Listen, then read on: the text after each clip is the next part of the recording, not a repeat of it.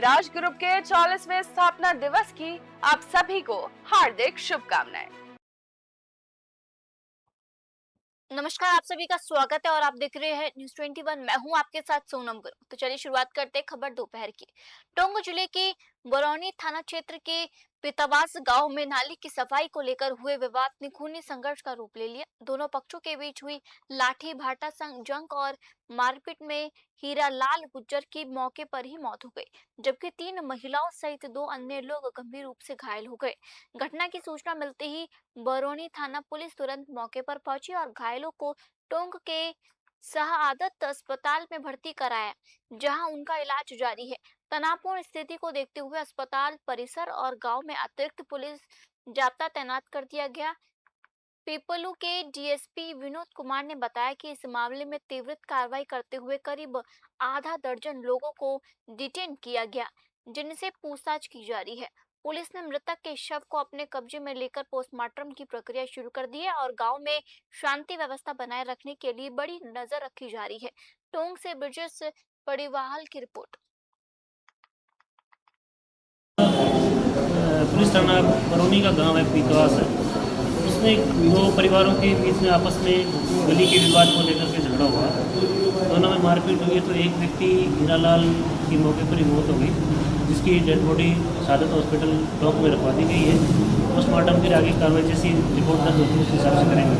इसके साथ ही तत्काल कार्रवाई करते हुए हमने मुलजिम पक्ष के 6 लोगों को डिटेन किया है, महिला पुरुष दोनों को, और जो घायल थे उनका इलाज चल रहा है। और जिस प्रकार से आगे की कार्रवाई होगी हम जल्द से जल्द कार्रवाई करेंगे। विवाद गली की सफाई को लेकर के हुआ है, कोई बड़ी बात नहीं थी, लेकिन फिर भी अचानक मारपीट और लड़ाई झगड़ा हुआ है तो उसमें एक की मृत्यु हुई है। कितने घायल? घायल कुल 5 लोग घायल है, जिनका इलाज चल रहा है। वो तो अभी पोस्टमार्टम होगा, तो उसके बाद में डॉक्टर रिपोर्ट के बाद में हम कुछ कह सकते हैं। कल सुबह करवाया जाएगा? हाँ, पोस्टमार्टम के लिए हम दे देंगे डॉक्टर साहब को रिपोर्ट, उसके बाद में कल सुबह ही करवाएंगे। Thank you sir. श्रीकरणपुर इलाके में खुशी एनक्लेव के सामने स्थित सिद्ध भैरवनाथ पीर दरगाह मंदिर में महाकालेश्वर द्वादश ज्योतिर्लिंग धाम की स्थापना का कार्य तेजी चल रहा है। मंदिर के सेवादार ओम प्रकाश नागपाल ने जानकारी दी है कि मंदिर में नवंबर-दिसंबर माह के दौरान 12 ज्योतिर्लिंगों की स्थापना की जाएगी। इस धार्मिक आयोजन के तहत 1.25 बार महामृत्युंजय मंत्र का जाप और 21 रुद्राभिषेक किए जाएंगे। साथ ही श्रद्धालुओं के लिए लंगर, चाय और पेयजल की विशेष व्यवस्था ही रहेगी। धाम के शुभारंभ की तारीख का ऐलान जल्द ही किया जाएगा। श्रीकरणपुर से अमित धवन की रिपोर्ट। कांग्रेस के राष्ट्रीय महासचिव व राज्यसभा सांसद डॉक्टर सैयद नासिर हुसैन ने जन्मदिन के अवसर पर राजधानी जयपुर में एक विशाल रक्तदान शिविर का आयोजन किया है। कांग्रेस नेता मोहम्मद आरिफ भाटी के नेतृत्व में आयोजित इस शिविर में युवाओं और कार्यकर्ताओं ने बढ़ चढ़कर हिस्सा लिया, जिसके चलते 70 यूनिट ब्लड का संग्रहण किया गया।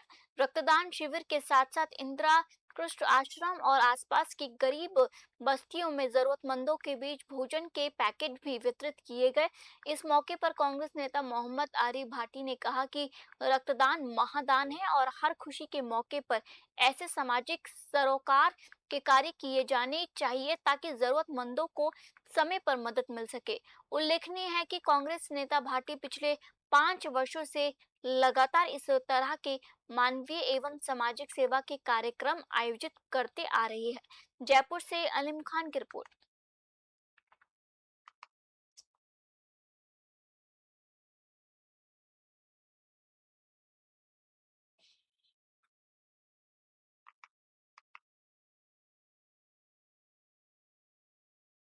जयपुर में ईद का पावन पर्व बेहद अकीदत, उत्साह और धूमधाम के साथ मनाया गया। शहर भर में जुलूस, जलसे और विभिन्न धार्मिक कार्यक्रमों के माध्यम से नबी करीम हजरत मोहम्मद मुस्तफ़ा ने से अपनी मोहब्बत और अकीकत का इजहार किया गया। इस पावन अवसर पर वक्ताओं ने संदेश दिया कि पैगंबर साहब की सीरत केवल शब्दों या जश्न तक सीमित नहीं रहनी चाहिए, बल्कि उनकी शिक्षिकाओं को अपने जीवन में उतारकर मानवता, प्रेम और भाईचारे को बढ़ावा देना चाहिए। जोधपुर शहर में 12 दिनों तक विभिन्न धार्मिक कार्यक्रमों और जलसों का आयोजन किया जाता है, जिससे समाज के लोग बढ़ चढ़कर हिस्सा लेते हैं। इन आयोजनों के अंतिम दिन विशेष लंगर का आयोजन किया जाता है तथा देश में अमन, चैन, शांति, खुशहाली और आपसी भाईचारे के लिए विशेष दुआएं मांगी जाती है। जोधपुर शहर उम्मीद स्टेडियम से जालौरी गेट, ईदगाह और आसपास के गुलिस्ता कॉलोनी चौक शरीफ मुफ्ती आजम राजस्थान बड़ी शान और शौकत के साथ जुलूस निकाला जाता है और लाइकान मोहल्ला में ईद की रात को बहुत ही अजीब और शान प्रोग्राम होता है। वहां पर केक काटे जाते हैं। जोधपुर शहर रक्तदान कर इंसानियत की खिदमत का खूबसूरत दिया जाता है। जोधपुर से सलीम खान की रिपोर्ट।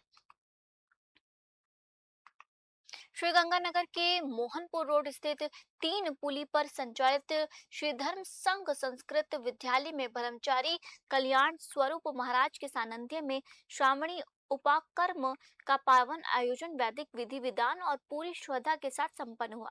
इस दौरान पारंपरिक धार्मिक अनुष्ठानों के तहत ऋषि पूजन और यशोवृत्ति पूजन की प्रक्रिया विधि पूर्वक पूरी हुई है। ब्रह्मचारी कल्याण स्वरूप महाराज ने श्रावणी उपाकर्म के महत्व पर प्रकाश डालते हुए बताया कि ये वैदिक परंपरा का एक अत्यंत महत्वपूर्ण संस्कार है। इसका मुख्य उद्देश्य आत्मशुद्धि, ऋषियों के प्रति कृतज्ञता ज्ञापित करना और वेदाध्ययन व स्वाध्याय के प्रति अपने संकल्प को पुनः सुदृढ़ करना।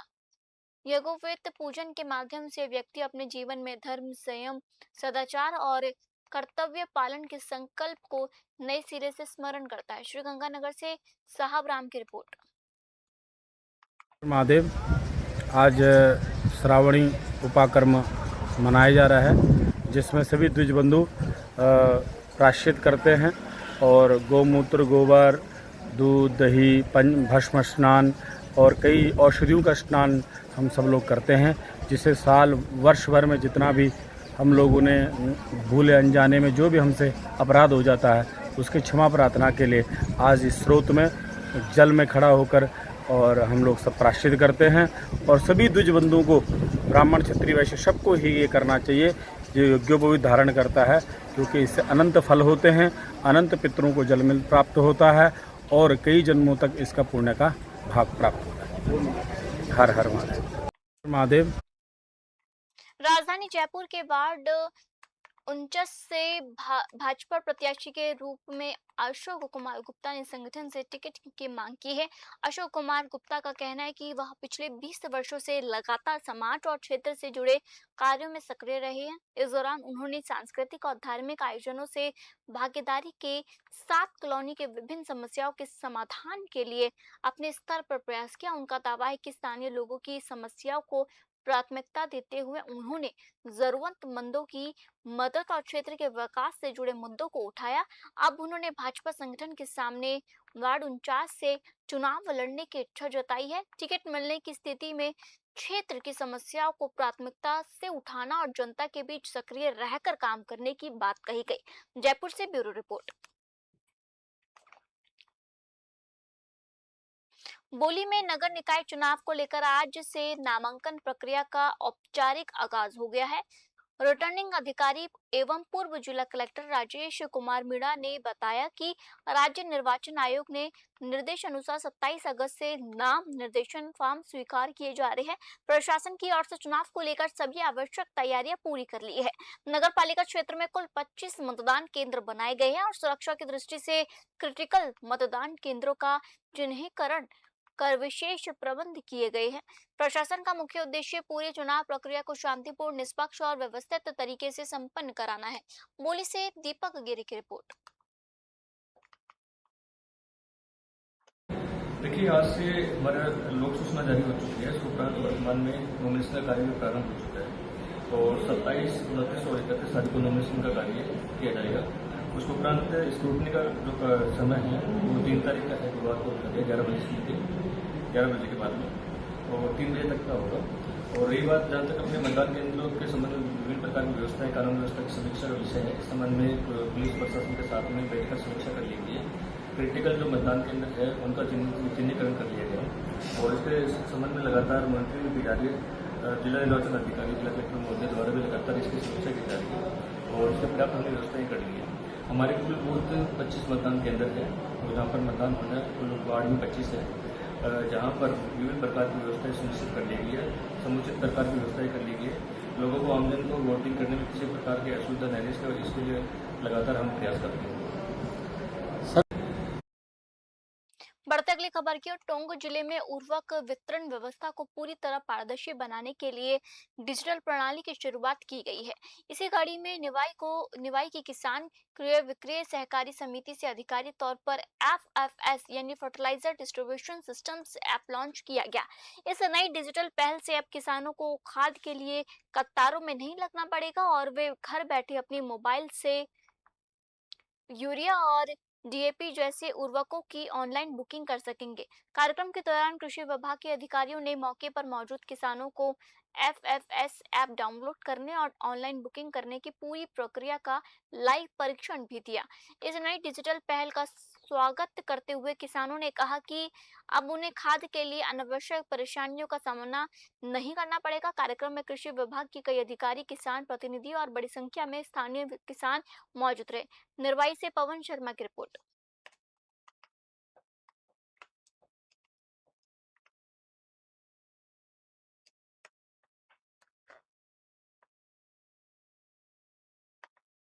आज टोंक सहित राजस्थान के 11 जिलों में फ्रेमवर्क फॉर फर्टिलाइजर सेल योजना लागू की गई है। सबसे पहले जून माह में राजसमंद और सिरोही में FSS लागू किया गया था। उसकी सफलता को देखते हुए 25 अगस्त को 5 और जिलों में किया गया और उनमें सभी में सफल रहने के बाद टोंक सहित 11 जिलों में आज इसको लॉन्च किया गया है।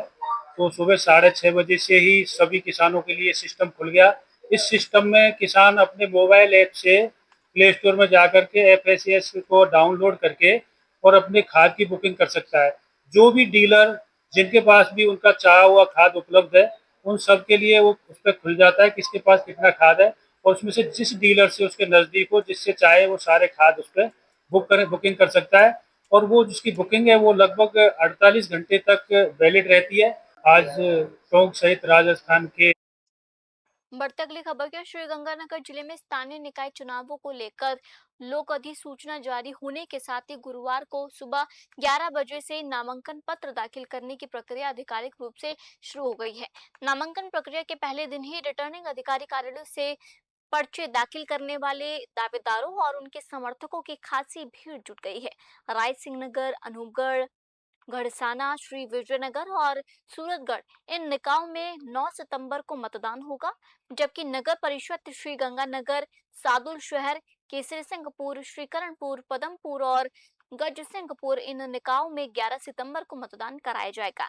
उम्मीदवार 31 अगस्त तक सार्वजनिक अवकाश के दिनों को छोड़कर अपना नामांकन पत्र दाखिल कर सकते हैं और लोक अधिसूचना जारी होने और नामांकन प्रक्रिया शुरू होने के साथ ही जिले भर में राजनीतिक सरगर्मी तेज हो गई है और विभिन्न दलों के संभावित प्रत्याशियों ने अपनी तैयारियां शुरू कर दी है। श्रीगंगानगर से साहब राम की रिपोर्ट।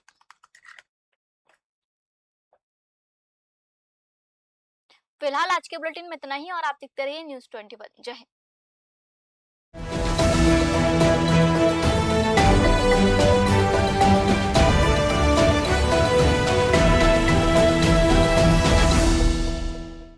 मिराज ग्रुप के 44वें स्थापना दिवस की आप सभी को हार्दिक शुभकामनाएं।